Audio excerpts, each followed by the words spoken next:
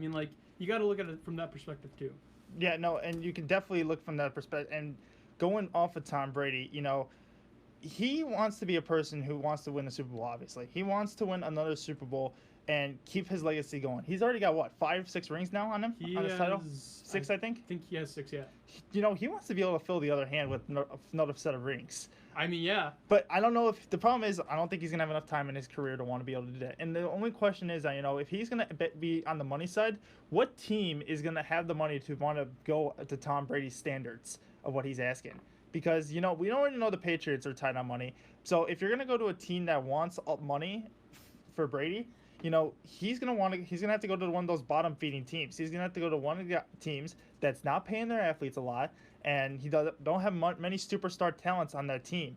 Now, when you look at that, you're thinking Miami Dolphins, but the Miami Dolphins are already kind of locked in on going for Tua in this draft. So Yeah. you're looking at all of these young teams and teams who don't have a lot of superstars. They're looking at this draft to pick quarterbacks, not as a veteran for Tom Brady. So, looking at the cap space, actually, we have it pulled up now. We have the Miami Dolphins have the most cap space in the NFL with 88 million, followed by the Colts with 86 million, and then you have the Buffalo Bills with 82 million. So the Buffalo Bills definitely not contenders in the Tom Brady sweepstakes, but definitely the Dolphins and the Colts are very much players. And I was actually going to bring up the Colts before you brought up the Panthers because I really, really like the Colts. The Colts, as I've said in the past, I've raved about the Colts offensive line. That is how you build an offensive line. I mean, that offensive line, that is a core that you can have for 7 years, 7+ years, and you're going to get some really good protection out of those guys for your quarterback. That is a great spot for Tom Brady to go because at this age, you need to stay healthy, you need to stay clean, and the Colts give you the best opportunity to do so. And also, the Colts have a pretty stellar defense too. I mean, they're not gonna be the reason why you lose games. They're not like the Green Bay Packers, where you have Aaron Rodgers trying to throw them back into the game. It's like you're gonna have a pretty balanced team. And it's interesting that you bring up the Colts too, with the addition of with the unfortunate release of Andrew Luck wanting to retire at the beginning of the season last season. Yeah. The Colts were kind of scrambling for a quarterback. This time, if they were to get maybe Tom Brady in this situation, they're not scrambling as of yet, but it would kind of secure the role for a quarterback role for I think at least 2 to 3 more seasons for you to allow to maybe have your depth to go look out for another quarterback in this case. It would be like a placeholder, but actually, it would be a reunion because Jacoby Brissett was Tom Brady's backup in New England. Oh, I did not know that. So, yeah, because remember when they had Jimmy Garoppolo, Jacoby Brissett, Tom Brady? I mean, that was just a stacked quarterback room. But yeah, Jacoby Brissett would be reunited with his former teammate and mentor, Tom Brady. And honestly, he can get maybe a couple more years of mentorship from Tom Brady.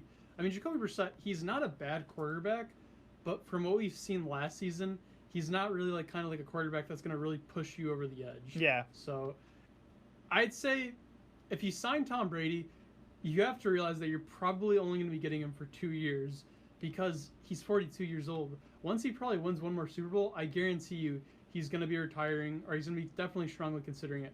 We're going to be having our call coming in right about now, so we're going to be going to break, getting that set up, and then we're going to be coming back with Steve Brooks on the air to talk about the USF women's basketball team CACC championship game win. So stay tuned for that. You do not want to miss it. We'll be right back here on the Sport Matchup. Stop the music.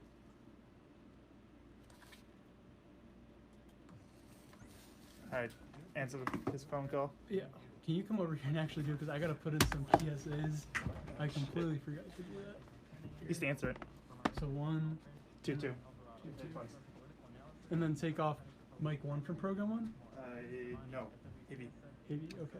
And then, you take both mics off program, and then keep him on program, turn him on. Good. Hello, Coach Brooks? Can you got us? Oh, perfect. Okay, so we're on commercial break right now. We're going to be coming back in about a minute or 2, and then we'll get you on the show. Is that all right? Perfect. Congratulations, by the way, for you guys. It was an awesome win to see you guys pull it off against St. Xavier. So we'll be on the show in a minute. All right, I'm going to play 4 PSAs. Okay. Make sure his mic's volume is up too. Okay, so when I come back, turn these on program 1, turn this on program 1. Yeah, and then you can turn the AV play on program 1 once we come back. Okay. You can have the AV play actually going on now while we're listening. You have them on program. You have them off program 1, so we're good. So you can turn the mics off now. Now you can put us on program 1, and then keep him off. Keep him on program 2, but put it back on program 2 for AV. Oh, okay. So that way you can hear. Okay. Thanks for that, because I completely forgot about the PSAs. All right. Time flies by. Good times come and go. The memories How much time we got left? This is one more PSA. This is a minute 30. So let's just go into it after this one. Actually. All right. Yeah. What music should I come back to? Let's do NCAA March Madness. I hope he's not speaking. He's not. He can't be on the mirror too. No, I'm just saying. I hope he's not talking, expecting us. You can hear him? No. He's not gonna be able. You're not gonna be able to hear him right now. Back when all of the movie theaters were still showing movies, there was Walgreens downtown, there were dry cleaners, there were restaurants. It really was kind of a happening place. I remember it back Much time? towards the tail end. You have 2 going on. You have the NFL theme going still. They didn't have live shows then. They had movies, and they were the first run movie house. And, We'll go back to the Tom Brady. By the way, discussion. it's CCAC. CCAC. You're seeing CACC. Oh, okay. My bad. Plaster Center. I keep doing That that. was a first run movie Okay. house as well. So Joliet was kind of a happening place, downtown Joliet, especially until all of the stores moved to the outskirts to the malls. But up until the mid '70s or so, downtown Joliet was the place to be. And that's my memory. Do you want to introduce him? You have a Joliet. You want to Sure. All right, we got. I can do it too if you want. 740-3697. Leave us a brief 2-minute message. Name and your favorite Joliet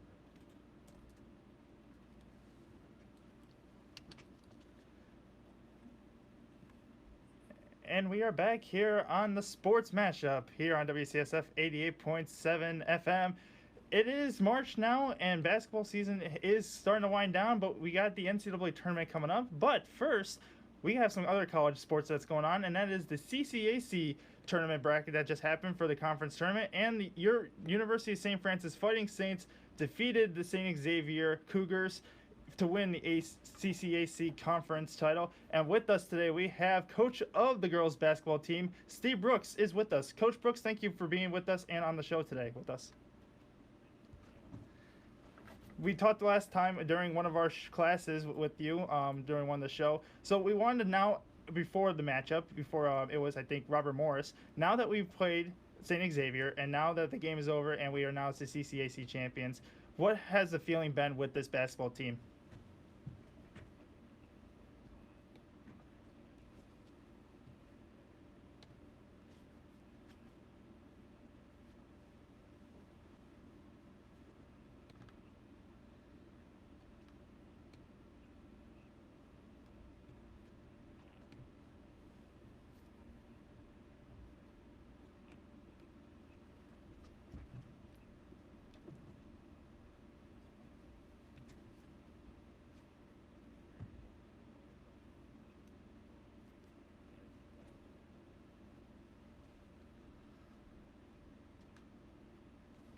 Hey, Coach. Kosma here. Just wanted to say congratulations on an amazing win this past weekend. Hey.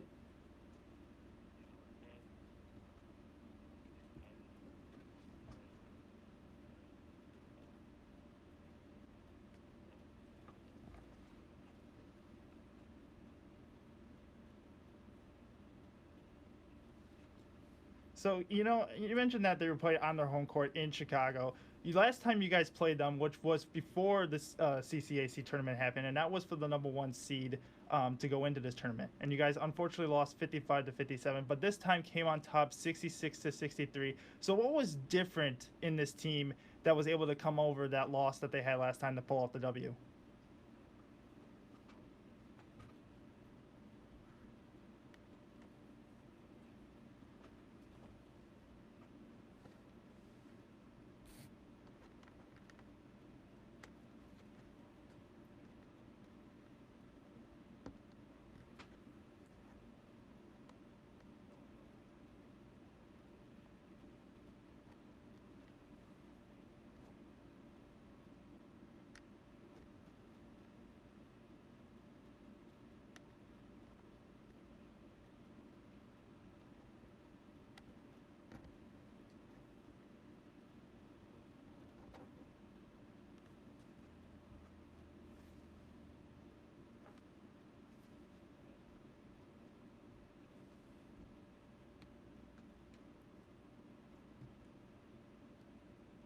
Coach, what would you say having a player like Caitlin Elward on your team? What does she offer and bring to the table? Because her stat sheet from this last game, she came up huge. She had 2 offensive rebounds, 8 defensive rebounds, 4 steals, 1 assist, and 18 points. What does having a player like that do for a team?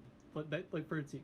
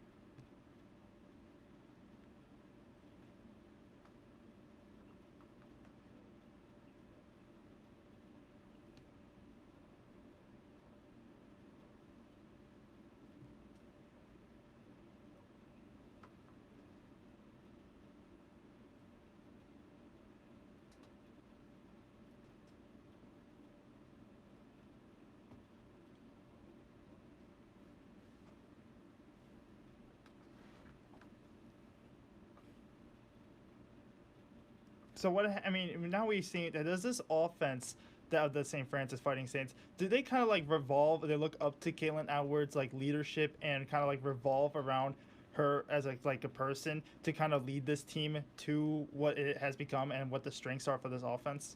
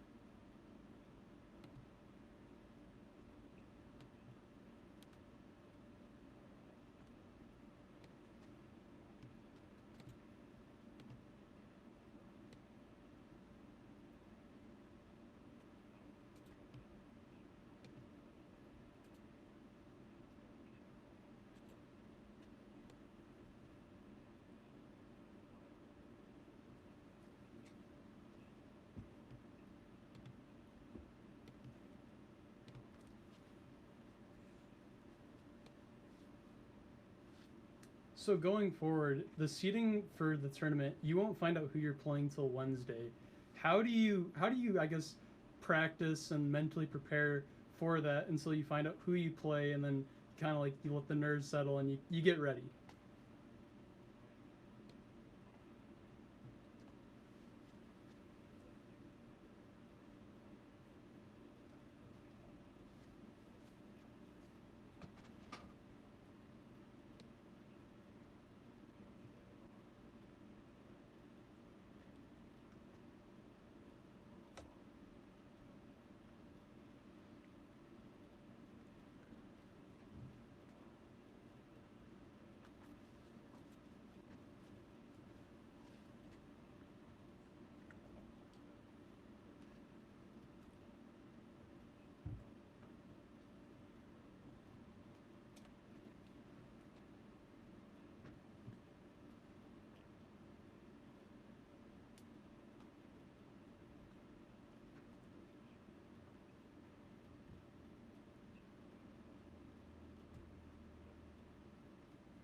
So kind of going back to what you said in that point, that you guys aren't going to be playing until probably the following week after.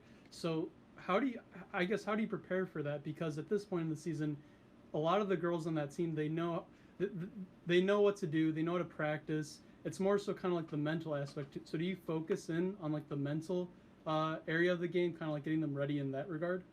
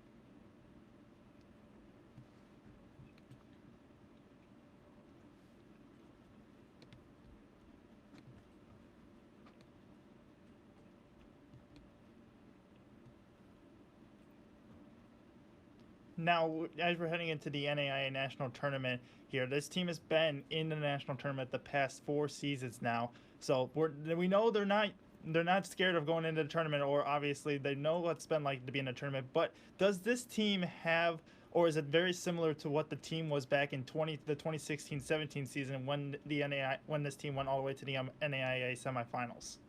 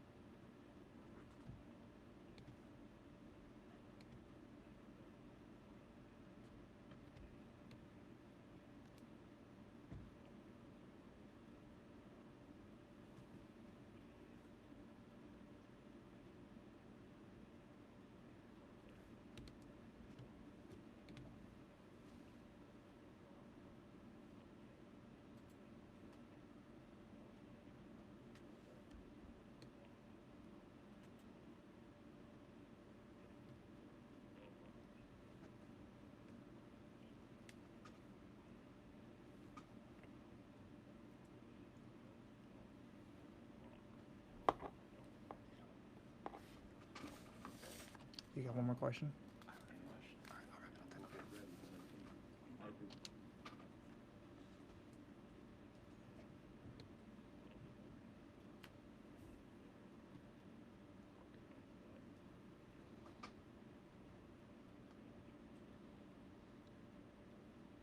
Awesome. Well, we'll use this 1 week to kind of recover, get everything set up, and get some practice going, so we'll get the girls ready to go for the NAI tournament come next Wednesday. All right, Coach. Thank you, Steve Brooks, for stopping by and calling in and being with us on the sport matchup. We appreciate you here. Best of luck going forward, and we're sure that you're going to make the university very proud. That is Coach Steve Brooks of the girls basketball team here at the University of St. Francis, your CCAC conference champions, as they look forward to the NAIA national tournament next Wednesday. We'll take a short break and we'll be back here on the Sport Matchup. You're listening to WCSF 88.7 FM.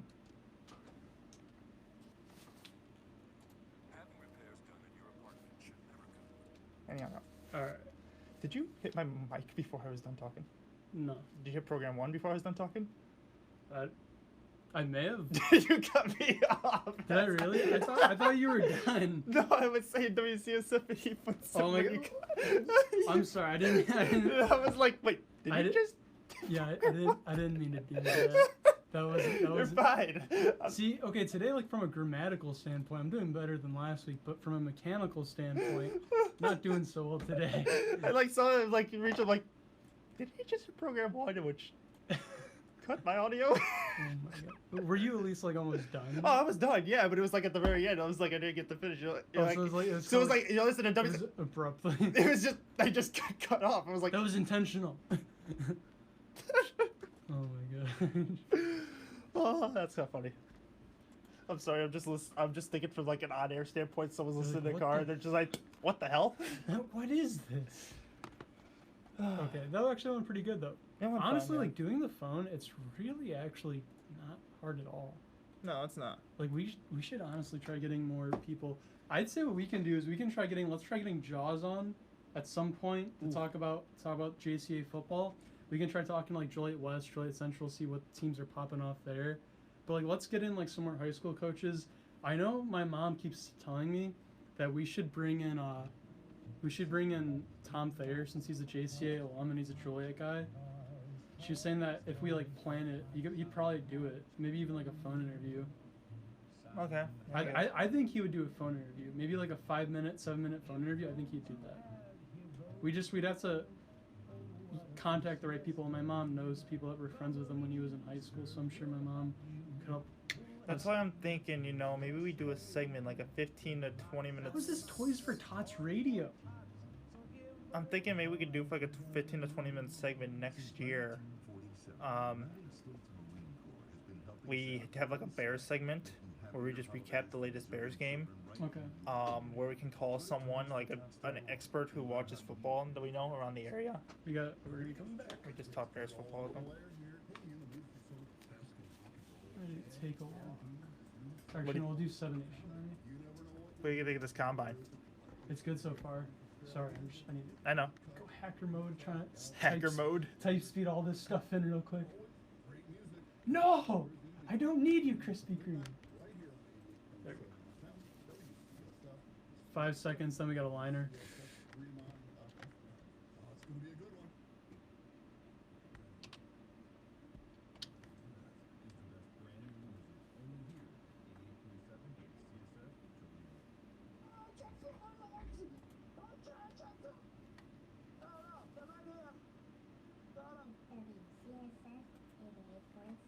That was an accident.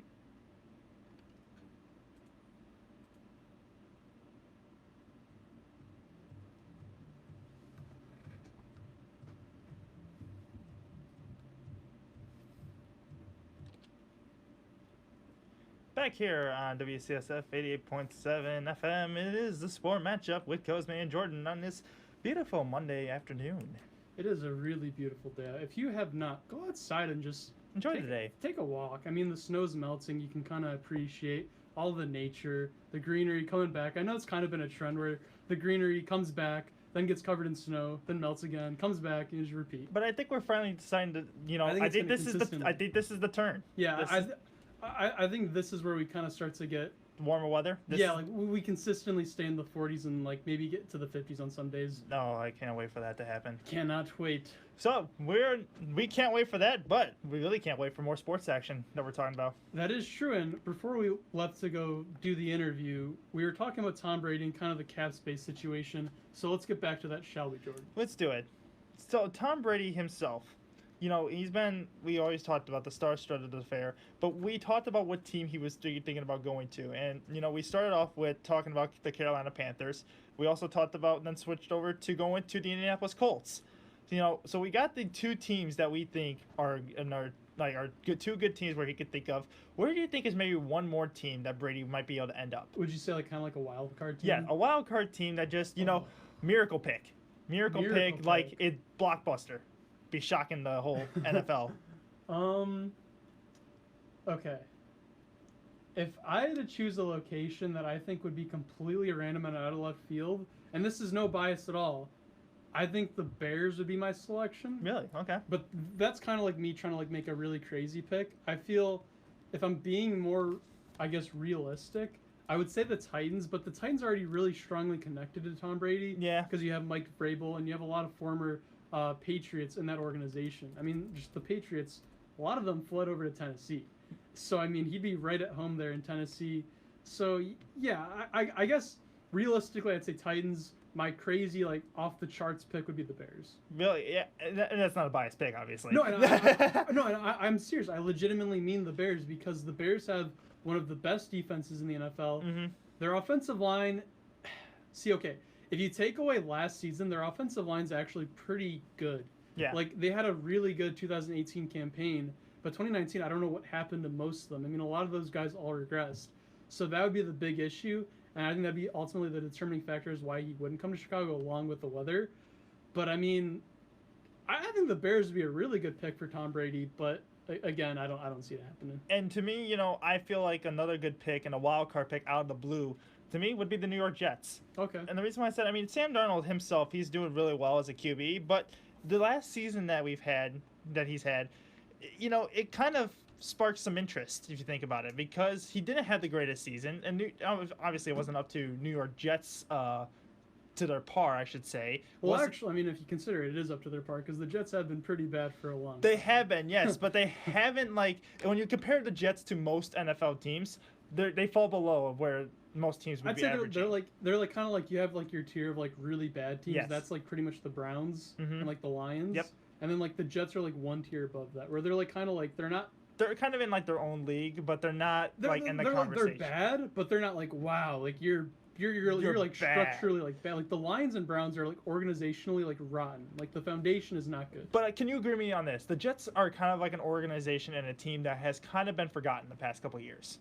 Yeah, I would agree because they kind of had their brief resurgence in the early 2000s with Rex Ryan and uh, and Mark Sanchez, where of course they had the infamous fumble Mm-hmm. that kind of derailed everything. But prior to that, the Jets were getting to the AFC Championship. I think they got there 2 years in a row. They were, And one of the times they beat the Patriots to get to the AFC Championship. So the Jets, when the pieces are there, they know how to win. Just the problem is pieces haven't been there. Yeah, there just hasn't been the consistency to be able to win games like Yes. that. So I think, and having Josh Adams also as a wide receiver would be also a help to Tom Brady if he was to come to the New York Jets. So I feel like the Jets would just be a wild card pick just to go for Tom Brady to play for the next season. It's possible. I know one thing people are saying is that Tom Brady, if he were to leave New England, he'd like to stay in the AFC East. That's the division that he has played his whole career in. He knows all the teams. He knows everything. So it'd be a pretty natural transition for him. It would feel pretty weird for him to play against his former team in New England Patriots, especially. Yeah, I mean, he'd be really driving away a couple miles. Yeah. And boom, you're right there in the Meadowlands. It's not that far of a drive from New England. An Honestly. interesting thing that I feel like would be very interesting to see is how New England fans would take this. Oh, they would be. I think, okay, they'd be bitter, but I feel like at the same time, this guy brought you 6 championships, just like Bulls fans. Bulls fans aren't like sour or bitter to the fact that Jordan played with the Wizards. Now, granted, it helps they didn't do anything with the Wizards, so that kind of makes us feel better. But still, I mean, Bulls fans, like, he won us 6 championships. You can't hate this guy.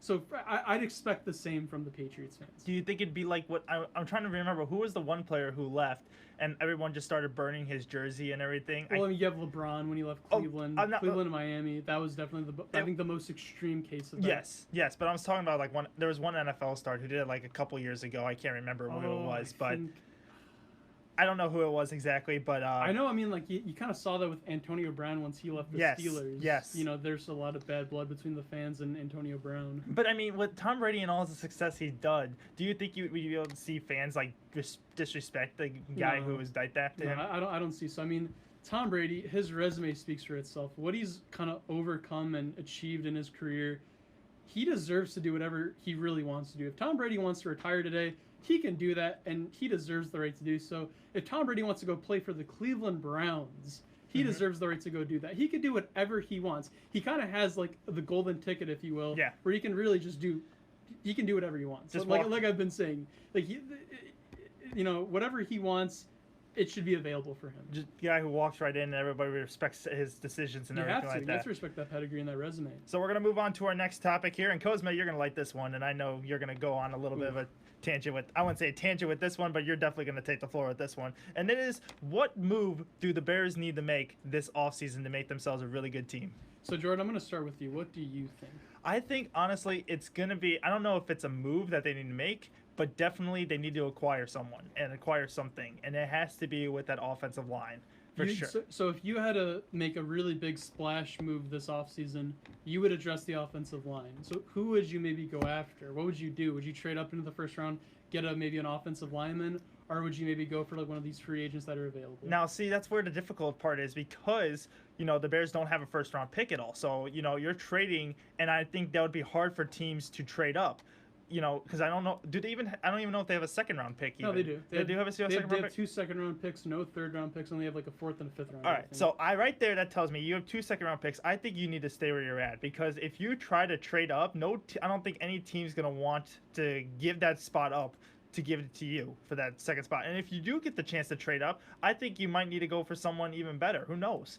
But, where they are with the 2 second-round picks, definitely staying for the offensive line would be a key pick because most of the guys in the first-round pick are going to go for the defensive side as we've seen in the mock drafts. It's been all defense and maybe some wideouts for offense.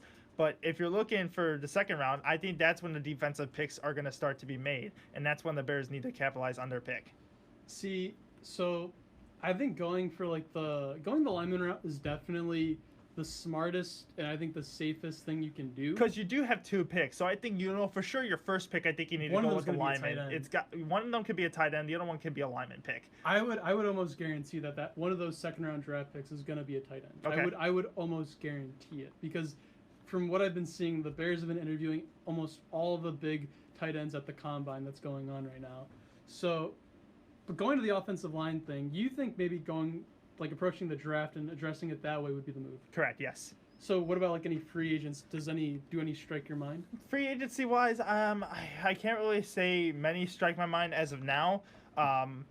There's obviously going to be. It also depends on how much Pace is going to have to deal with money wise, and how much players are going to be asking for when they want to get signed if they do acquire any. So that also comes into the deal as well. So looking at some, free agents that are going to be big offensive linemen that are going to be on the market, we have starting off I guess I should say current. He hasn't left the team yet. We have offensive lineman. He's a guard. Joe Thuney, I believe is how you say his last name, from the New England Patriots. He is going to be a free agent, and he's expecting to have a lot of suitors coming after him. His current salary for 2019 was $2 million, so he's definitely looking to cash in on a big payday. Yeah, and that's the one thing that I feel like the Bears are going to have a trouble with if they want to go after someone with free agency, is that they're going to be looking for quite a bit of money. And I don't know if Pace is going to have the money in his pocket to afford that. It's interesting you bring that up, though, because we talked about it on the last show. The Bears released Prince Amukamara, cornerback, thank God. I'm sorry. It's like Prince Amukamara. He was really good for us in his first couple of years. I believe he played 3 or 4 seasons in Chicago. In 2018 he was solid. You could count on Prince to do his job, and he wouldn't really give up many big plays or get a penalty. 2019, I don't know what happened to Prince. Prince just kind of lost it. He lost a step. Literally lost a step, because just on every single play, particularly the Thanksgiving game, I was gonna pull my hair out when I was watching that game. He was getting burned by Kenny Golladay every single play, especially the opening play of that game where they just hit Kenny Golladay on a bomb and he ran it in for a touchdown. Yeah. So I mean, it was the right move to go with Prince Amukamara. Go with one of the young guys you have. You have Kevin Tolliver. And you have a couple other guys you've drafted. Try them, or maybe draft a cornerback. I know the Bears have been heavily tied to maybe drafting another cornerback or safety. That could be an option too. That was just a side tangent on Prince Amukamara. And then we also cut Taylor Gabriel, the wide receiver. Taylor Gabriel, he had a good stint with the Bears. He was productive. He was one of Mitch Trubisky's favorite weapons, but injuries really kept him off the field, and just the productivity wasn't there, kind of, especially this season. This season, he was concussed. I think he had 2 concussions this season. So I mean, you can't have that, especially when you're a team like the Bears where money is tight. But I bring that up because cutting those 2 guys, that saved the Bears approximately $16.5 million. So right now they're sitting at around $20 million. And if this new CBA agreement comes out, or if the new CBA agreement, passes, the Bears could be receiving $20 more million, and that would set them up at around $40 million.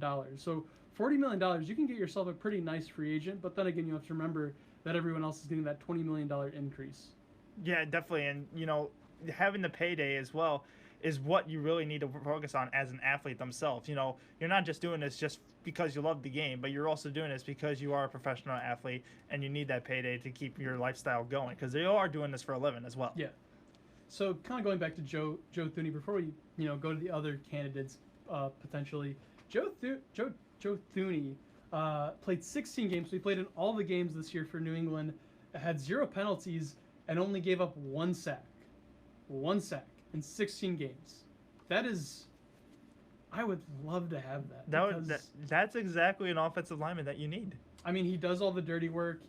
Really, the offensive linemen, they are so underrated in football. They do all the dirty work. They pretty much they're the reason why an offense can be so productive. I mean, look at the Chiefs. If the Chiefs didn't have that offensive line, the Chiefs, I guarantee you, could not do all the stuff that they do. The thing is, when it comes to football, the offensive line is always overlooked because they're really never talked about as much. Yes, they're talked about when they get brought up, or when it comes to a draft or drafting a player, or talking about a specific player. But when you look as a team itself, they're highly overlooked, and it's always about the running backs, quarterbacks, and your wide receivers. Never your offensive linemen or even defensive linemen. They're always overlooked, in my opinion. Yeah, no, I agree. So going on to the next candidate that I think the Bears could maybe go after is Brandon Sheriff. He is the former 2015 5th selection. He's a 3-time Pro Bowler with the Washington Redskins. His 2019 campaign saw him play 11 games. He had 9 penalties and only 1 sack allowed. He's currently 28 years old, and his 2019 salary was around $12.5 million. So, I mean, Brandon Sheriff, I think he could be a really nice addition to this team. Again, he's only been in the league for 5 years, and he's a 3-time Pro Bowler, so that kind of speaks for itself. I mean, this guy is one of the premier talents at his position. But the question for Brandon Sheriff remains, can he stay healthy? He kind of has a bit of an injury history. Looking at the games he's missed 15 of the last 48 games he's been in. So that kind of, it raises some suspicion, because 15 games, when you think about it, that's almost a whole season that he's missed of all those games in the last 48. So, I mean, you could be getting a whole season back from this guy if injuries weren't an issue. Yeah, that's the thing is injury prone guys are very, they're risk taker guys. Yeah. You want to get the guy because they're a good player and good athlete, but the problem is that they're prone to get injured very often, very, easily. So, I mean, it's hard to rely on a guy like that, and especially if you're paying him money too, and he's getting injured all the time. I mean, you want that position to be used, not to have sit on the sidelines with like a broken thumb or something. So it's very interesting and very, it's a risk-taking situation if you're going to go with a guy who gets injured a lot. But definitely good talent, good player to have on a team, and definitely someone the Bears would need. So the last candidate I want to go over, this is kind of just like a crazy candidate. I think Joe Thuney and Brandon Sheriff should be the top priorities, but this is kind of like one that I think could maybe be realistic, and it could be an actual viable option, but it's a little on the crazier side. So get this, we go for Brian Bulaga, tackle from the Green Bay Packers. He's currently 31 years old. His 2019 salary was $5.8 million, and he played the whole season this past season, so 16 games. He gave up 6 penalties and only allowed 4 sacks. What do you think of this one? And no, granted, Brian Bulaga, he has been probably one of the most outstanding tackles in the whole NFL. I mean, the dude, when he is healthy, is seriously one of the best offensive linemen in the whole NFL. No doubt about that. Yeah, no, and you could see the numbers show. It clearly shows that he is one of the top offensive linemen in this league, and definitely someone that we want on the team. The grit, the attitude, and everything that comes with this guy, second to none. Yeah, absolutely. He wants to play. He wants to be on a good team, and this team is good enough to have him. Now, I gotta say, Brian Bulaga was probably a huge reason why the Packers were able to have such a great run offense this year. Because as we all know, especially Chicago fans, we know Green Bay is not really ever known for their running. They're game. not. No, they're more for their aerial attack. Well, Aaron Rodgers, when you're going to use him, you want to be in the air for the arm that he has. So when you have the run game that that Green Bay Packers had this season, it was very. It caught every team off guard because, you started a playbook, it's all through the air. And then once you put in the run game, it's like, well, hello here. It's like, we didn't do our homework right, apparently. Yeah. It's like it caught us off guard. So the offensive line to provide a great run game for the Green Bay Packers is what made that season different this year. Definitely. I think you said everything that needed to be said with that. So that wraps up, I guess, your part of the question, which would be the offensive lineman. We went over potential free agents that the Bears could go after. Now we go to mine. And for those of you that are, frequent listeners of the show, you probably can already guess what I'm going to say. I think the Chicago Bears, absolutely 100%, without a doubt, they need to bring in a veteran quarterback to challenge Mitch Trubisky, or if not, take the starting job. And I think the absolute perfect guy to do this would be Derek Carr from the Las Vegas Raiders. Now, that's interesting that you say that, too, because we did mention on the show I want to segue back a little bit. Brady to go to the Las Vegas Raiders, and if he was to go there, that would bring Derek Carr on the free agency block, which then the Bears could pick him up. So I can see that transaction actually happening too. But Derek Carr to come over to give the Trubisky run for his money would be an interesting 1-2 combo that I'd be interested to see on how those two would duel each other out. And of course, he'd be reuniting with former best friend and former teammate Khalil Mack. So I mean, that I'm sure would make them both really happy. You kind of get that chemistry back, in the locker room, some good vibes. Mm-hmm. So I think Derek Carr, though, really, in my opinion, he could really do everything Mitch Trubisky can, but he can do it better. It's simple as that. He could, yes. And, the stats have shown in the past year, too, that Trubisky this past year was obviously way off the charts that we thought, a lot worse than his second year when he was with the Bears. But I think if Trubisky was to have another year with the Bears, kind of like what he had in his second year of the season, he'd be very close to what Derek Carr would be able to bring to this team. But obviously Derek Carr would have the more experience, more the veteran aspect and mindset that he'd be able to do everything a little bit better than Trubisky would be able to do. Bring up the stats. Let's compare the stats. Shall we, Jordan? Let's do it. Let's see. Let's start with, I guess, Mitch Trubisky's Numbers don't lie in this case. True. So let's start with Mitch Trubisky's first year, which was 2017. So Mitch Trubisky He had a completion percentage of 59.4%. He threw for 2,193 yards, 7 touchdowns, 7 interceptions, and a 77.5 passer rating. I mean, that's it's about usual for a rookie quarterback. You'd like to see maybe like a little bit better, but again, they're a rookie. You can kind of, you cut them some slack. Now let's compare Derek Carr's 2017 campaign. Now, mind you, though, Derek Carr, this is around the time, I believe, when he was coming, or no, it was 2016 when he got injured in the playoffs, Yes. and then 2017 was the rebound year. So keep that in mind. So Derek Carr had a 62.7 completion percentage, threw for 3,496 yards, 22 touchdowns, 13 interceptions, and an 86.4 passer rating. I mean, that right there, It shows. everything's doubled pretty much from Trubisky's. Numbers don't lie. So let's go to 2018 then. So 2018, this was the year where a lot of people really thought that, Mitch could be the guy. So let's look at the numbers. So Mitch Trubisky had a completion percentage of 66.6%. He threw for 3,223 yards, 24 touchdowns, 12 interceptions, and a passer rating of 94.4. Now, again, see that on paper? That's a pretty good stat sheet. It is really good stat sheet.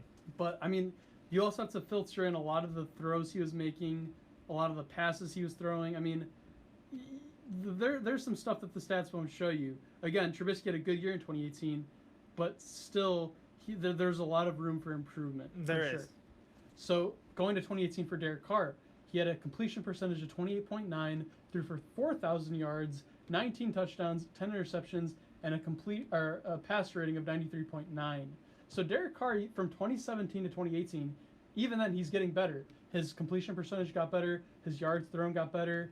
His touchdowns took a little bit of a dip, went down three touchdowns, but that's not really that huge. And his interceptions went down too.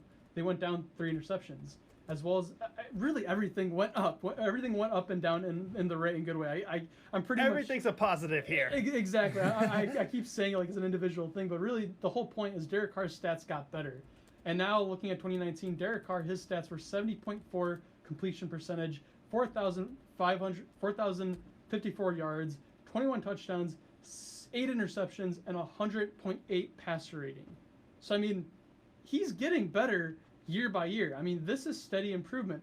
Now let's cap off Trubisky's final year, which is 2019. Trubisky regressed in the completion percentage, went down 63.2. He regressed in the yards thrown. He threw for 3,138 yards. Regressed in the touchdowns thrown. He threw 17 touchdowns. He did have a slightly better interception ratio, but that could partially be due to the fact that he missed like 4 weeks or so with the shoulder injury. Mm-hmm. And then his passer rating also severely declined. It went from a 94.4 to an 83%. So, I mean, that right there, numbers don't lie, like you said. Like you said, numbers don't lie. And it kind of shows, the true veteran experience as well. And I'm not saying it's also conference-based, too. Obviously, it can be conference-based as well. But second to none, Derek Carr has shown and proven that he has the skill mentality and has the capability of being a better quarterback than what Mitch Trubisky is. I mean, really, all you need to know is Derek Carr was an MVP candidate. He probably would have won the MVP in 2016 if he doesn't get injured. And if Derek Carr doesn't get injured in the playoffs, I think the Raiders make a really serious run in 2016. I really do, because a lot of the teams they played, I think they lost to like the Houston Texans, I think, in the wild card, like the divisional. Mm-hmm. Something like, and that was with Brock Osweiler. Yeah. Like, tell me Derek Carr does not beat the Brock Osweiler Houston Texans. Like, if you say the Texans win that game, you're out of your mind. It's like that's not happening. So I really think going after Derek Carr would be a great choice. You'd probably have to give up one of your second-round draft picks and maybe a future third-round draft pick. But again, I think that it's worth it because you're talking about the quarterback position. This is the brain of the whole operation. I mean, you need this position to be good, and we can't have another situation where Trubisky is really bad for a majority of the season, and we have nobody there to really challenge him or step up for him. So this move could be huge for the Bears. It can be as well. So we'll have to wait and see what the Bears actually go to and who they go with when free agency comes up and happens for the NFL. So we'll have to see what happens. We are going to take a quick break here on the sport matchup here. Don't go anywhere. We'll be back to talk more NBA action here next on our show. This is the WCSF Sport Matchup.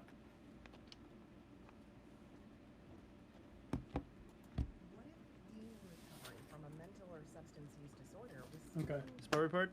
Yeah, let's do a sport report. Do you want to do college basketball since I don't think we're gonna have a full segment Sure. for Yep, I'll cover college basketball. do that. Also, can you text Jacob and see if he got my encounter Yep. article? Yep. Yeah, I don't have his number.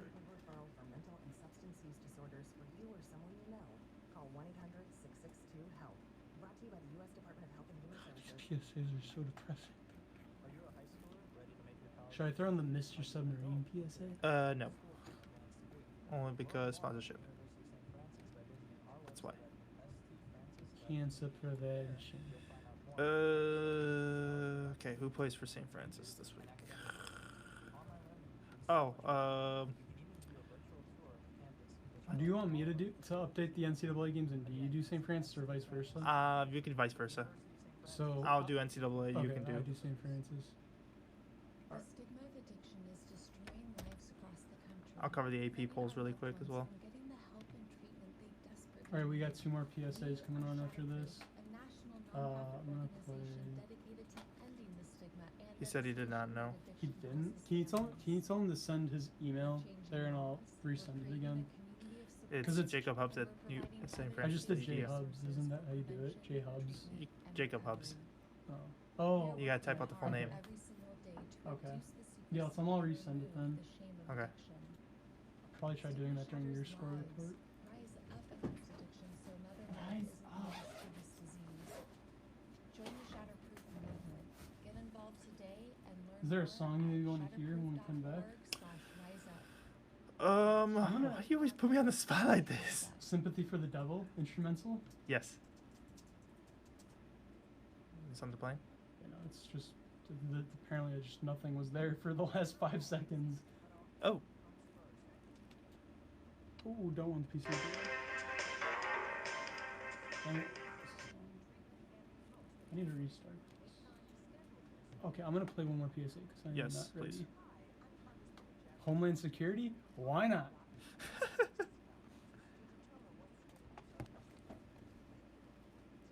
Okay, I guess NDA thing.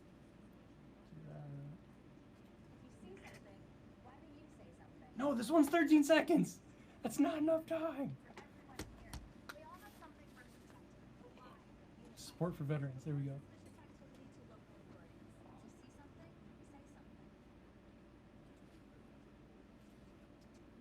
No, don't do this to me.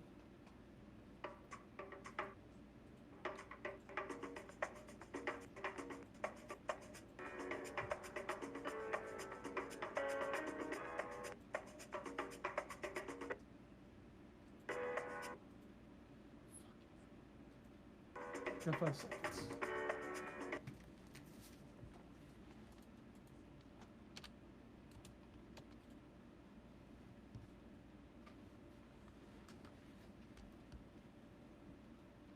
It is the sport matchup here on WCSF 88.7 FM. I'm Jordan Missick with Cosme Lozano here. And we're going to give you a sports update really quick on what's going on around the world of sports at the moment. If you haven't been watching the college basketball this past week, you didn't miss too much. It's not as chaotic as it was the week before, where we had a bunch of upsets and a bunch of top seeding teams get demoted in the rankings. But we did have a couple games to get upsets. Recently, the Michigan State Spartans have been on a roll recently. They did beat number 18 Iowa, and then they went up against number 9 Maryland on Saturday and won the game 78-66. Some other games that did happen were Clemson. The Clemson Tigers took on the Florida State Seminoles and came up with the game 70-69, beating the number 6 Florida State Seminoles. So that happened around the weekend, as well as Iowa came back to beat Penn State, number 18 Iowa, number 16 Penn State, 77-68 in favor of the Iowa Hawkeyes. Last night, if you guys watched any basketball, it was Ohio State. The number 23 ranked Ohio State Buckeyes took on the number 19 Michigan Wolverines, and the Ohio State Buckeyes came up with the win of 77-63. So right now in the AP polls, as we go into Week 18 of the season, Kansas Jayhawks are now number 1 on the rankings for the AP polls. Gonzaga moves up a spot, goes to number 2. Dayton moves out to number 3. The Bears fall 2 spots and go back to number 4, Recently, they were the number 1 team in the country. Now they've dropped to number 4 team. And the San Diego State team, which was undefeated, is currently 28-1, has dropped back to number 5. Kentucky moves up 2 spots, goes to number 6. Florida State drops 1, goes to 7. Seton Hall moves up 5 spots, goes to number 8. Maryland goes up to 9th, and Louisville moves up to 10. Michigan State, after this past weekend, has the biggest gain, who gains 8 spots, moves up to the 16th seed, while Michigan Wolverines drop 6 spots and go back to the 25th seed in the AP polls. Now over to Cosme. So, giving you your sports report for the weekend for St. Francis sports, let's begin with the women's basketball team, who, as we mentioned earlier in the show, they won the CCAC championship, defeating St. Xavier University 66-63. And then as we turn over to the baseball team would have a doubleheader with Mount Mercy University on Saturday, February 29th, where in the first game they would lose 5-9, while in the second game they went 8-2, and then the following day after they'd play Mount Mercy University again for a third and final game, and in this game the wheels kind of fell off for the baseball team. They would end up losing 3-15. However, today they came back on Monday, March 2nd. They played actually just a couple hours ago, Olivet Nazarene University at 1, and they absolutely destroyed Olivet, defeating them 8-0. So congratulations to them. Keep it going. Really? 13? Is I hearing that correctly? 3-5. No. Or 3-15. Yes. That is correct. Yes. 3-15. It wasn't a good loss. Wow. I mean, you hear of high-scoring baseball games and everything, but you really don't, like, it's kind of weird how some games can get out of hand and everything in that type of situation. So, baseball can get to that point. But we're going to continue on with more sports action with our next subject, and that will be on the NBA side. So let's get to it. Let's do it, Jordan. So, as all of you, I'm sure, are aware, playoff basketball, it's really around the corner. These are the final steps. We're not going to be talking about the seeding this time on the show. We're going to be talking about one team in particular, and that is the Houston Rockets. So, Jordan, what do you think about the Houston Rockets? They currently, I believe, are sitting at the 4th seed in the standings, and they can make some noise in this year's playoffs, but they've restructured their roster, kind of retooled it midway through the season. What are you expecting from the Houston Rockets? First off, I want to point out that we picked last week in each conference and each division, or each conference, I should say, which team that we thought was going to make a huge playoff run. You went with the LA Clippers, and I went with yours truly, the Houston Rockets. Okay, to be fair, though, the Clippers are in a higher position than the Rockets, so I'm still right. All right, yes, they are, but don't get me wrong. I'm just pointing out my predictions right now while I can, pointing out my predictions that they could be right, and I wasn't sleeping on them. But yes, the Houston Rockets have kind of turned their season around here, coming into the last stretch of this NBA season, and James Harden and Russell Westbrook have becoming the dynamic duo that we were hoping to and wanting to see over this offseason when these two guys got together. And boy, oh boy, are they starting to create some fireworks on the court. And this team has been really on fire lately. Right now, they're sitting in 4th in the conference with a record of 39-20, only 7 games back from the Los Angeles Lakers with a win percentage of 600.661. They are 21-8 at home, 18-12 on the road, and in the division they're 7-4, and in the conference they are 24-16. So this team right now on a 6-game win streak. 8-2 in their last 10 games. Westbrook's going off. I told you. Yeah, no, he really is. It's just I can't speak anymore on just how good Westbrook has been playing. I told you this. Right now, we're starting to see the dynamic duo that we saw between James Harden and Russell Westbrook that we've been hoping for and wanting to see in the offseason once Russell Westbrook got signed with the Houston Rockets. This is now we're starting to see the vintage duo that we thought we would see between these two players. And it is, boy, it's fun to watch. I will tell you that. It is fun to watch between these two players. So, I guess, really, what do you think was the reason why Westbrook and Harden wasn't working for the first half of the season? Because I know a lot of people really thought that the Rockets were going to be like a high-flying, spectacular team. And for the first half of the season, the Rockets really struggled. But it seems like each year there's always a team that kind of comes back after the All-Star break, and they kind of retool, regroup, and they get better. And the Rockets seem like they're that team this year. One word I think is what it is, and it's chemistry. Chemistry. And yeah, between they have a lot of that. They do have a lot of that now. But at the beginning of the season, Harden and Westbrook, I don't think we're connecting with one another as they would on the courts that everybody expected them to. You know, we talk about these two players. They're two formerly All-Star players that we see with over at OKC with Russell Westbrook, and he was with Kevin Durant. He knows he's used to the duo effect with being with Kevin Durant. But since Kevin Durant was gone, he was by himself. Now I don't know if those 2 to 3 years where he was by himself kind of isolated him a little bit. But now that he's back with another veteran and a very all-star player of James Harden, I think that's kind of refired the chemistry between the two players and kind of, you know, build this team back to where it is right now. Oh, sorry about that. We had a little technical difficulty right there. But I guess elaborating on your point, you're definitely right. I mean, Russell Westbrook, I should say James Harden, I should say.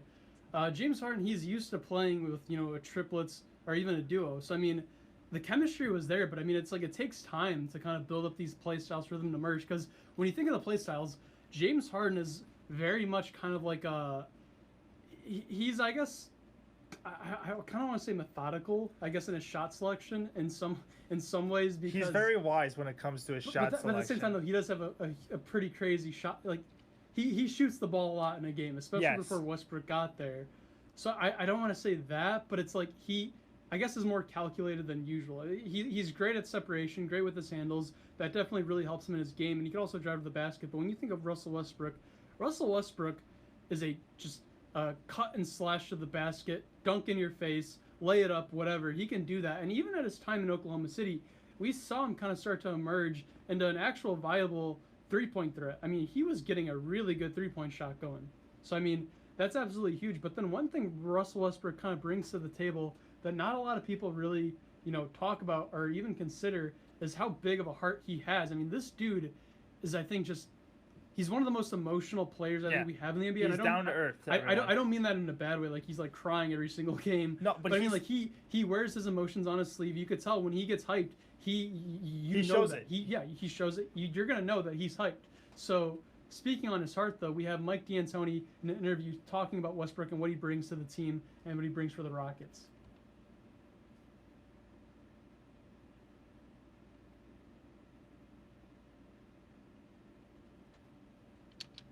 Why is it so quiet? What?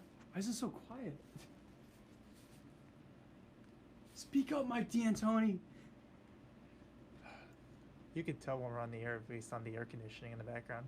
Really? You can hear it in the background. I don't know if you can hear it. No, we're not on the mic now.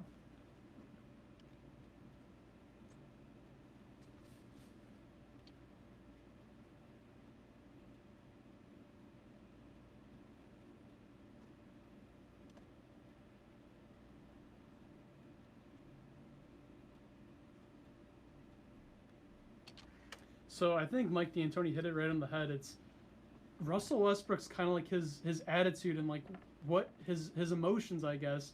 It really helps propel the team even when they're down. I mean, like, even when they're struggling, you can rely on Westbrook to kind of help guide the team out of that rut, out of that bad situation, out of that deficit, whatever it may be. He is the definition of leader. When you hear that, when it comes to heart, that's the definition of a leader, and that's when everyone's down, players turn to pick them back up and to get them back on the right track. And that's exactly what Russell Westbrook has done.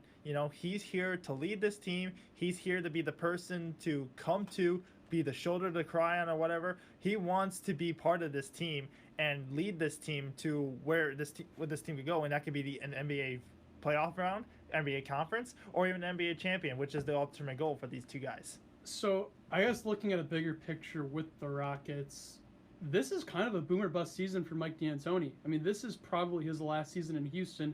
If the Rockets, if they don't go to the championship, if they don't make it to the Western Conference Finals, I'd say there's a chance he gets fired. But if he doesn't even get there, he's for sure going to get fired. Absolutely. I think this Houston Rockets team has a very good shot to make it to the conference championship. Why do I say that? Because the first matchup, if the playoffs were to start today, they'd be taking on the Utah Jazz. And then if they win that game, the odds of them going to be playing against are probably the Denver Nuggets, because the Denver Nuggets will take on the Dallas Mavericks, obviously, who are the 7th ranked seed.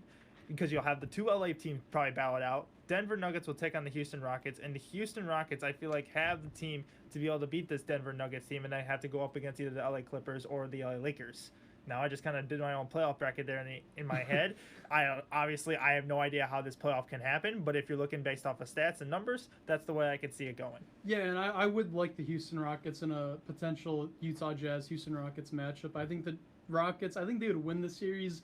I'd say maybe like 4-2. I'd say is realistic. How would you feel if it was for Russell Westbrook to go with the Houston Rockets The and Thunder. Oklahoma City Thunder matchup? Oh my God, that'd be such a great series. It'd be so emotional too because we all know that Oklahoma City and Russell Westbrook, they absolutely love each other, and they still do. Yeah. There's nothing but love there. There's no hate, but you could tell for that series, there's definitely going to be some animosity. It's going to be a love-hate relationship It for is, sure. yeah. But so, Oklahoma City Thunder, just touch base on number really quick, are currently 37-23, just a half game back from the Utah Jazz, who currently have the number 5 seed. And this Oklahoma City Thunder team is 20-12 on home and then 17-11 on the road. And that's why I think, we look at this Houston Rockets team, it's got to be their Achilles heel, has kind of been on the road. Yes, they have a positive road record, but it's not like anything outstanding or anything. You're looking at most of the teams, they're around 10, 11, maybe 12 losses, but that's what the Houston Rockets do have, is 12 losses. But and at the same time, you're looking at their home record, they're staying in single digits, just 21-8 as the record for home. So when you look at some of these teams, you got to convince home to road record is the kind of like the turning tables between these two teams. Definitely. So one thing I want to point out is too, the Houston Rockets, I believe, have the shortest. Yes, that is correct. They have the shortest team in the NBA, Really? height-wise. Because mind you, they've traded away a lot of their tall guys, trying to go for more of a small ball approach and just try overwhelming their opponents with just a mass amount of points. They're shooters. Shooters. Yeah, you got a lot of scorers on the team, but come playoff time, we all know defense matters. We saw that in last year's NBA Finals. The reason why the Toronto Raptors won that, besides the fact that they got lucky with the injuries, was defense. The Toronto Raptors were the superior team in defense, mainly because they had, lockdown star Kawhi Leonard on their team. But everyone else on that team, they could play some good defense, and they also had good height matchups too. Mm-hmm. The Rockets, they're not going to have any of that. So they really, really need to play good offense. And whenever you're on defense, if you're James Harden and you have to line up against LeBron James, you got to do it, and you got to find a way to get a stop. Definitely, for sure, against this Houston Rockets team, and I'm forward to interest to see what this Rockets team will do coming in the later games. If you want to watch, there's a Houston Rockets game going on tonight. It is at 6 p.m. versus the New York Knicks. It is New York Knicks taking on the Houston Rockets tonight, 6 p.m. No TV coverage has been given yet, so you might have to go on ESPN or to a sports app to watch that game. One question I do have for you, though, staying on the basketball topic here for 1 second, is the Milwaukee Bucks. They have already solidified their playoff spot by clinching their playoff, the conference as the number one, not as the number one seed, but they clinched the playoff spot already, and we just began the month of March. They currently have a record of 52-8, are currently on a 6-game winning streak. May I remind you, the second place team in the Eastern Conference is the Toronto Raptors, and they have a score of 42-18. So they already have a 10-game lead over the Toronto Raptors for the top spot. And the Los Angeles Lakers are the second team in the whole league with a record of 46-13. So they're already 8 games above them. Question for you is, what will be the Milwaukee Bucks' Achilles heel for them to not win a title this year? 52-8 already, and you're 10 games ahead of any other team in the league. What's stopping you from winning a title? See, you may have said that last year, though. The thing with the Bucks is I feel it comes down to experience, and it comes down to their bench depth. Really, their bench depth, it's good, it's solid, but I would like maybe a couple more pieces to really, I guess, solidify it. Yep. But I think what it comes down to really is experience. And last year, I believe they got to the conference final. I don't know. Was it? I think it was the conference final, and then they lost to the Toronto Raptors. But you bring that point up about experience. But this team has already been to the conference final, I think, last year, and have been in the playoffs. And this team really isn't any different than what it was last year. You still have Giannis on the team, obviously, but coming into the season and coming to the end in the playoffs, what's going to be different from this team that could actually propel them to an NBA championship team? Like I said, what could stop them could definitely be the bench depth. I feel that's one thing that's huge for the Bucks. Again, experience, it kind of goes back to that. So we did check.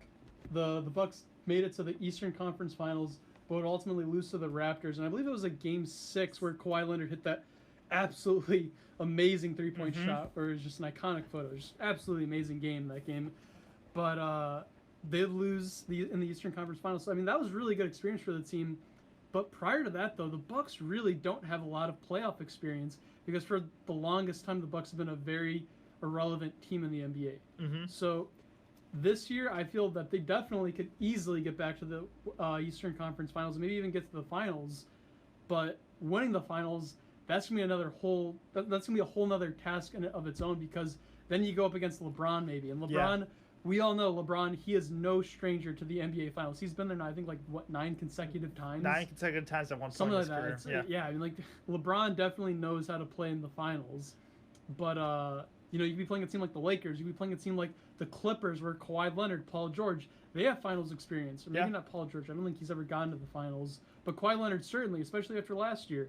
And then you have maybe a team like a sleeper candidate like the Houston Rockets, for instance, where the Houston Rockets, they have playoff experience, especially championship experience with Mike D'Antoni, not Kawhi Leonard, Russell Westbrook, James Harden. So I mean, like, it's gonna be a tough matchup for the Bucks no matter what. But here's the good news. The good news is you have Giannis Antetokounmpo on your team, and Giannis Antetokounmpo is probably the closest thing to LeBron James we have in today's modern NBA. He is going to be what LeBron James and Michael Jordan were for this generation. I mean, like, he is that good, and he's not even in his prime yet. So you have that. You could rely on Giannis, but again, it kind of comes down to bench depth, and you need more help, I feel like. Yeah, and definitely for this team, you know, the bench depth has been really struggling for this Milwaukee Bucks team. If you compare the numbers between the stats, between the starters and the bench depth, it's clearly a difference maker you can see between this team because, you know, the stats, they don't lie, obviously, and it's a huge jump in numbers for sure.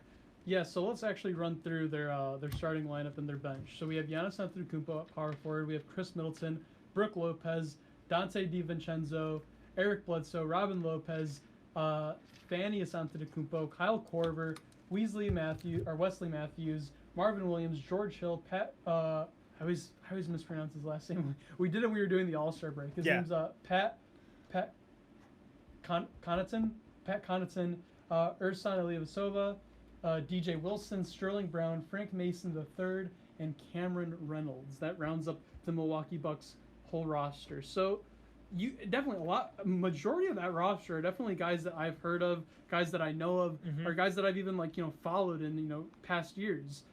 But still, though, I feel like you need more kind of like star help on this team because outside of Giannis and Chris Middleton, and I guess maybe Brooke Lopez, there's really not a lot of big star names on this team that could really, I think, help out Giannis and support him. Yeah, because Giannis, I mean, he's obviously not going to be able to do this whole game by himself, obviously. He's going to need support of the team. And, you need that bench support as well to help propel, this team is chemistry to go a long way. It's not just the starter sport. You need the bench help as well to help on with getting more points when you're not able to be on the court like Giannis Antetokounmpo and all the other guys on the starting lineup. So definitely, we said the bench is definitely going to be what's going to have to help for the Milwaukee Bucks to move on to maybe even get an NBA title for now. But as of right now, as we've seen obviously through the numbers, 52-8, they're flying high as of now, and on a 6-game winning streak too.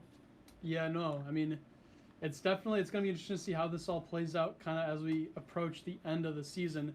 The playoffs actually begin pretty soon. They begin in about a month's time, I'd say. They begin Saturday, April 18th, and once that happens, the floodgates are opening. It's a free-for-all. It's every man for himself, and I'm really, really excited for what's going to happen. Me and Jordan, of course, we're going to be covering you guys on everything that happens in the playoffs, each round, game by game, score by score. Me and Jordan will have you guys updated here on the Sport Matchup, so stay tuned for that.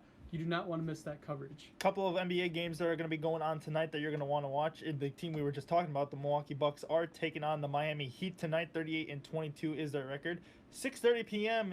Central Time, our time, I think, and it's on NBA TV. You can find that game, as well as for you Chicago fans. The Bulls are playing tonight versus the Dallas Mavericks. 7 p.m. start time for that game. Cosme, what's your take on that game? Yeah, do yourself a favor and don't watch the Bulls because the Bulls are absolutely terrible, and I'm not going to support this team until they fire Jim Boylan and get rid of Gar Pax because it's an absolute abomination of what they're doing in Chicago and ruining this team and ruining young stars' careers. It's absolutely terrible. Do not support the Bulls with this current ownership and management. Honestly, I shouldn't say ownership, but this current management and coaching. It's absolutely terrible. And that has been your Coast Base Bulls take here on WCSF 88.7 FM. We'll be right back here on the Sport Matchup.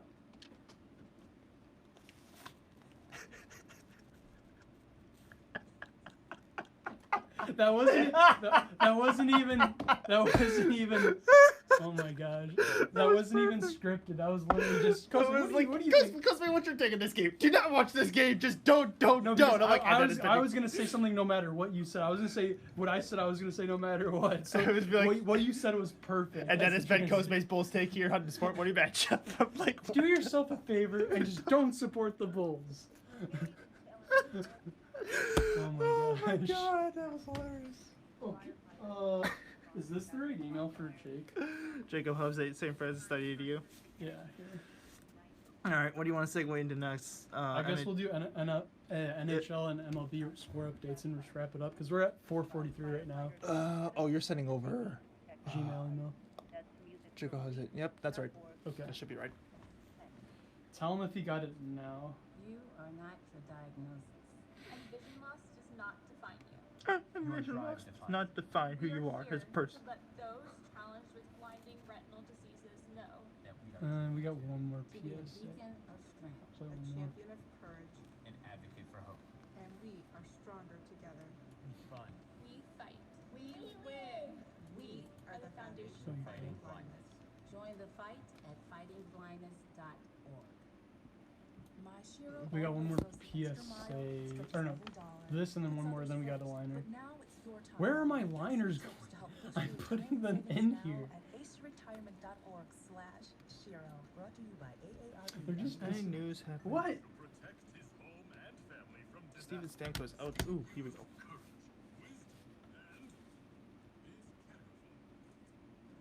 Okay, it should have sent now.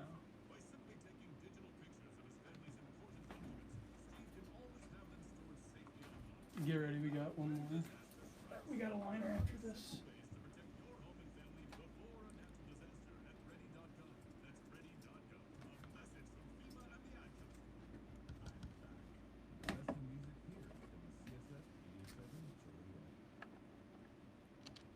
We are back here on the Sport Matchup. I'm Coastman. And I'm Jordan Missick, bringing you another segment of sports here as we're going to get into the NHL segment of our show. So let's get into it. Let's do it. So we're going to start off with some injury takes that have happened throughout this sports season in the NHL. We're going to start off with the New York Rangers that happened here. Just a couple of days ago, on February 28th, Chris Kreider from the New York Rangers fractured his foot in the first period against the Philadelphia Flyers. The Rangers did end up losing that game 5-2 to the Flyers, but Kreider suffered an injury while blocking a shot on the Flyers defenseman Phillippe Myers, and the Rangers have not given a timeline yet for Chris Kreider's return after the game. But, now he's scheduled to be out for another 3 to 4 weeks.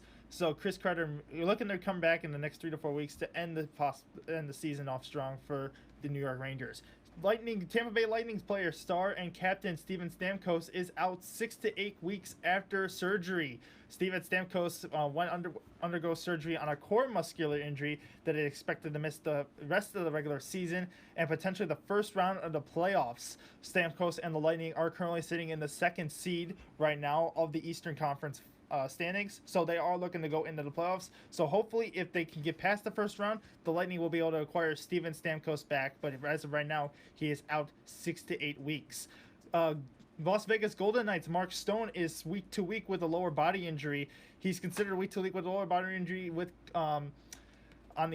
this injury, and the injury he's not taking no need for surgery with this injury, I will say. So we don't know when he's going to come back. He is scheduled to be day to day, so hopefully Mark Stone could be back in next week. Now for some Chicago news. Chicago Blackhawks Andrew Shaw and Zach Smith are done for the season. Yes, they are done for the season, out and ruled.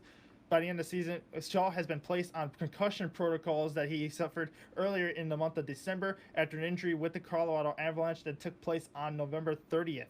This Andrew Shaw will finish the season off with 3 goals, 7 assists, and 26 games played this season.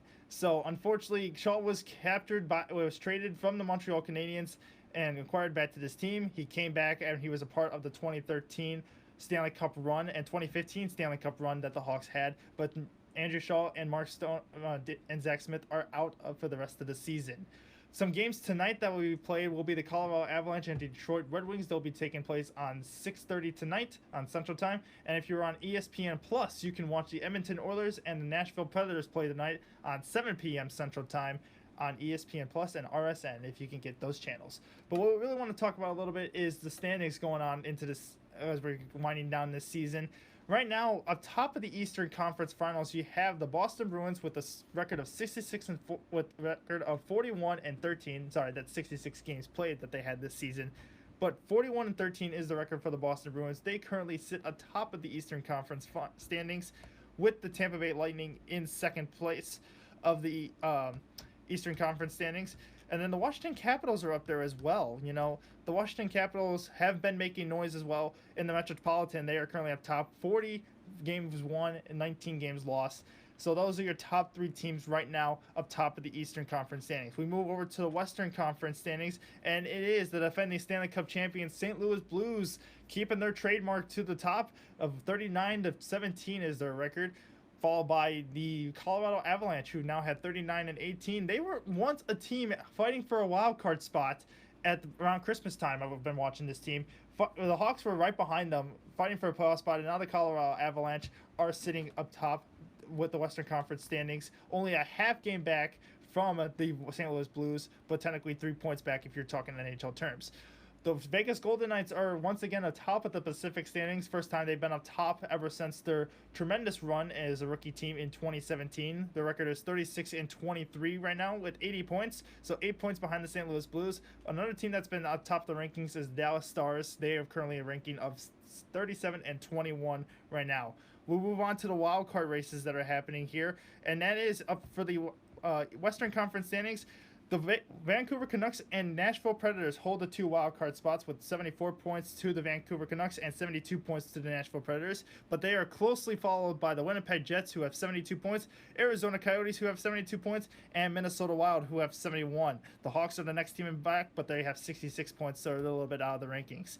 We move on to the Eastern Conference side, and that's the New York Islanders, who have 78 points. Columbus Blue Jackets have 78 points as well, and then the Carolina Hurricanes have a 75, New York Rangers have 74, and the Florida Panthers have 73. So that, as of right now, is what it looks like for the standings, I will say. It's a lot of talking, Jordan. It is a lot of talking, yes, but it's a lot to get into. A lot to get into. You're our expert here on the Sport Matchup. You know, and it's been an interesting season. You know, we're just a week away from we were just a week off of the trade deadline that happened last week, which had 25 transitions that happened or transactions that happened over the trade deadline. So a lot of players got shuffled around, and it's been an interesting period for all these new players to kind of get accumulated with their teams and see what they can do as these teams start to put out the final stretch. So now let's flip gears. We go from the ice to now the diamond. Let's transition to the MLB, Jordan. MLB action that's happening right now. Some spring training games are taking place as currently right now. I know the Chicago Cubs are currently playing their game against the Cincinnati Reds. They are not Cincinnati Reds, excuse me, the Los Angeles Angels of Anaheim. Thank you very much. They are currently in the top of the 8th, 7-4. Cubs lead with 1 out, and that game can be found on ESPN as well. Some other games that are taking note right now, top of the 9th between the Texas Rangers and Cleveland Indians. That is 3-2 right now. I believe the Texas Rangers might have just won that game, actually, as I'm thinking about it, because now they show 3 outs. So that game could be over. Some other news, bottom 9th, San Diego Padres were taking on the Chicago White Sox. Padres, I think, just ended up winning the game. It was 3-0 with no outs. So, yeah, I think the Padres might have just won. I don't know. Kind of going over some games that happened earlier today. We had the Tampa Bay Rays taking on the Baltimore Orioles. They'd win that game they'd tie 3-3. Both teams would tie. And then we have the Minnesota Twins taking on the St. Louis Cardinals. The Cardinals would emerge victorious 6-1. And then we had the Boston Red Sox taking on the Detroit Tigers. This game as well would end in a tie. Would you look at that? It's just something about ties today, I guess. A lot of ties that happened in spring training. And then one other game that was going on today was the Seattle Marlins taking on the Washington Nationals. And the defending champions, they'd win this game 3-2. And lastly, we had the Pittsburgh Pirates taking on the Toronto Blue Jays. And the Blue Jays would win this game 4-0.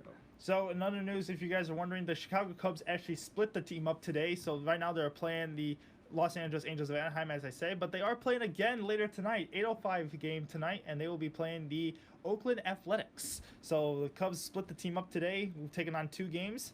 We'll have to see if the Cubs can come victorious in these 2 games. So now, Jordan, I have actually a topic I want to talk with you about. This is just kind of like predictions. This is very, very early predictions, but the season, it's about to start soon. It's, I think, like less than a month away. Mm-hmm. Who is your front runner for the MVP if the season started today? MVP candidate already. Wow. Yes. Yeah, you're going to throw me a curveball on this one. No pun intended. Oh, look at you. But no, if I had to pick one, honestly, it's got to be Mr. Pay Raise himself from last year, and that is Los Angeles Angels player Mike Trout. Mike Trout. Mike okay, Trout, okay. I feel like has got to be one of the MVP topics that we would talk about this year. He's had a hot bat this past couple seasons, and of course last year we talked about how much money he got paid as a raise.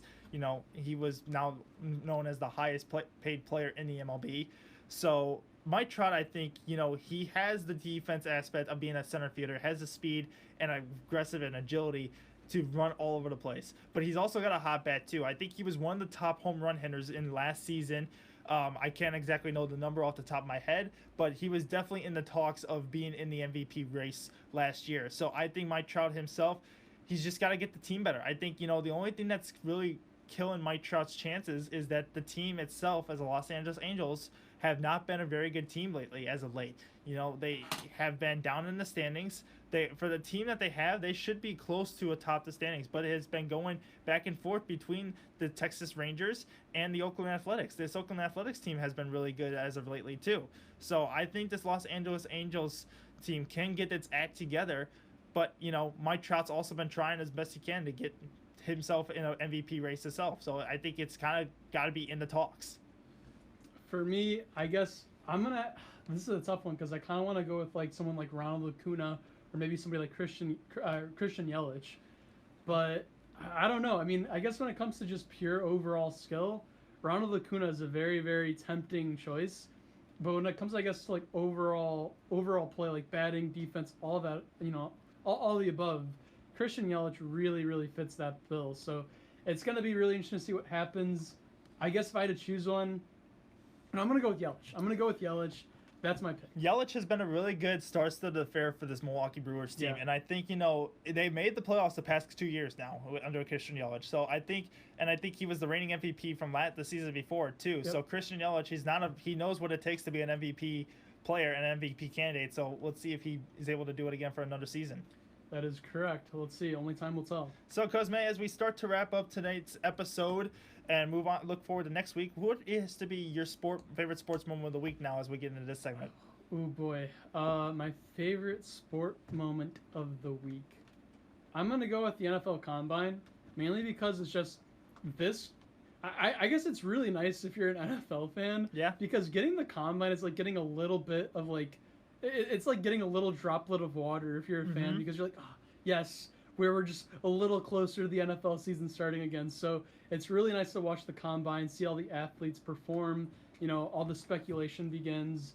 All that. It's just it's a great time. You're 1 month away from the draft itself. Then after that, it's all rolling. You know, it's all going down. It starts to snowball. It starts to snowball, and then you have OTA, or you have spring training, you have OTAs, then you have required summer camp, and then just by that time you have preseason, then the season starts. So Yeah. I'm gonna have to go with Combine. So for me, I gotta stay home. How can you not go with the CCAC champions of the University of St. Francis Fighting State girls basketball team? Takes the win over St. Xavier. I gotta stay home with this one. Support the school and everything. That has to be the favorite sportsman of the week out of all. This school has been really fighting hard. This girls basketball team has been really putting all of its efforts in, and I think they could go far in this NAIA national tournament as it approaches here in the next coming weeks. So we'll definitely be keeping eyes on that as well. But for that sport moment of the week, it's really got to hit home for us here at the University of St. Francis. Yeah, no, again, just absolute congratulations to head coach Steve Brooks and the women of the USF women's basketball team. Absolutely just amazing season that they've had, and we're sure that they're going to try their absolute hardest to go all the way at the championship. We wish them the best of luck here at the sport matchup. Yes, best of luck to the girls basketball team and to Coach Steve Brooks as they move on to the NAIA National Championship. So, as we start to wrap up our show, Cosme, let's give a little bit of a preview of what's going on next week we're going to be talking about. Next week, what we're going to be talking about, well, as the combine continues, we're going to kind of now have a closed picture of how the combine went, how the prospects did, kind of like if any of the draft stock has, changed at all. Mm-hmm. But other than that, I guess really just more free agency news here for the NFL segment. For the NBA side, it's really, this is the calm before the storm. This is before all the playoff madness starts. I guess we'll keep you up to date on the Western Conference, because that conference, a lot of these teams, they're all one game out from like a seed above them or below them. So definitely keep you updated with that. And Jordan, why don't you give us an update on what we're going to be talking about with the NFL and MLB? Well, with the NFL, I should say NFL, NHL, what's going to be talking about is we're going to be covering more games that happened throughout the past week, as well as we're going to look at the playoff picture a little bit more. Now that we're getting close to the end of the season, we're going to look at what team stands to out us to most, what team needs to really pick up the pace, and what team is going to be the underdog kind of going into the playoffs on who can make a run. As for MLB, we're going to be continuing talking about spring training coverage, some other news that will come out for the MLB, but also talk about which team stands out to us as the favorite for the next year as the season will be coming up. That's going to be a good one. So we're going to see which team comes out as a favorite. We're also going to be talking about a little bit more on the NCAA March Madness as we get closer and closer and closer to March Madness bracket picking. We're gonna be actually doing the brackets soon. We got to get on our brackets, Jordan. We got to get on it soon. And we'll be going over everything what we did last year. We went over our bracket that we made. I think we actually did it in studio. We made our bracket in studio, and then we both individually made ours. Separately. What happened was we individually made our brackets, and then we compared the two to see what we came up with to make our official bracket as one.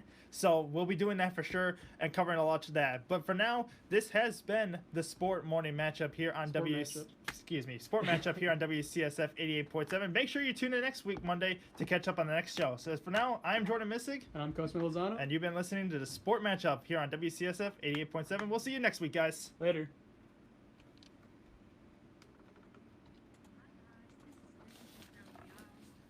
Okay. We good. Not a bad wrap up. Dude, it's always like a nail biter because you can tell the song's getting to the end, and then you gotta like kind of speed up. Well, it's kind of like you gotta pick what you want to say, and like if this needs to be added, if it doesn't, can you wrap it up here? Can you shortcut it? What do you gotta do? Yeah, pretty much. Okay, that wraps up everything. All right, Jordan, you know what has to happen. You must inspect this. I must inspect it. All right, we'll see you guys later in the stream. Later, guys. See you next week. We had 2 people watching, and I'm sure I was the second person.